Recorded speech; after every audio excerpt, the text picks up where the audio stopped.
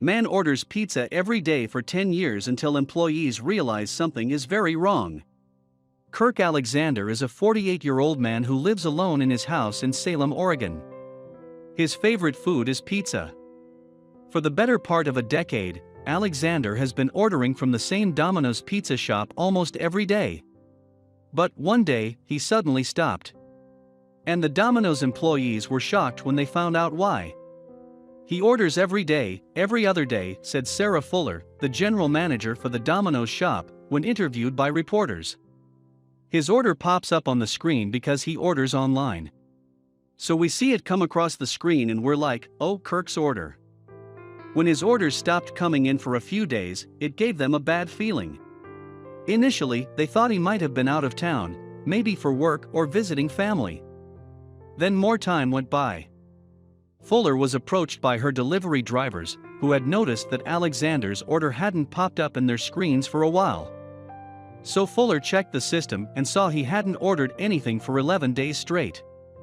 That's when she knew something was wrong. Alexander had been getting his food from that place for years. "He orders all the time, so we know him," said Fuller.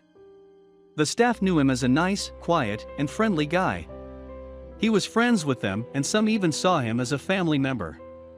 They knew he never took trips that long. Could it be that he got sick of pizza and started ordering from a new place? Kirk is a very well-known customer, but he doesn't have a regular order. He'll order anything from pasta or pizza to sandwiches or wings. It's never the same thing every time.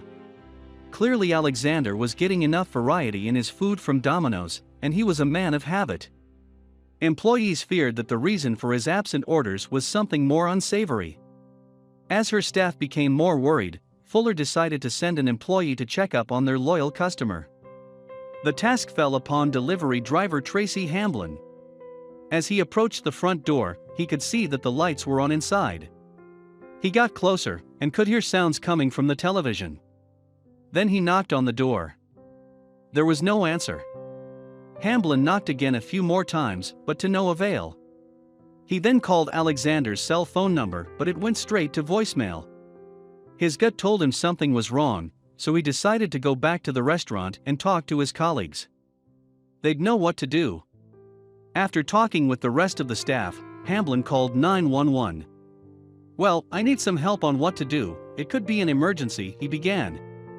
"This is Domino's Pizza, and we have a customer that usually orders like every night from us.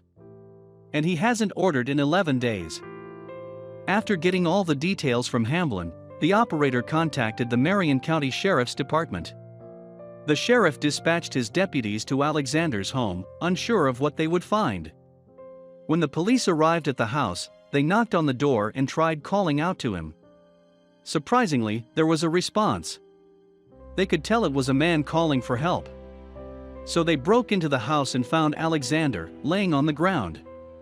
The officers immediately called an ambulance, which picked up Alexander and transported him to a nearby hospital.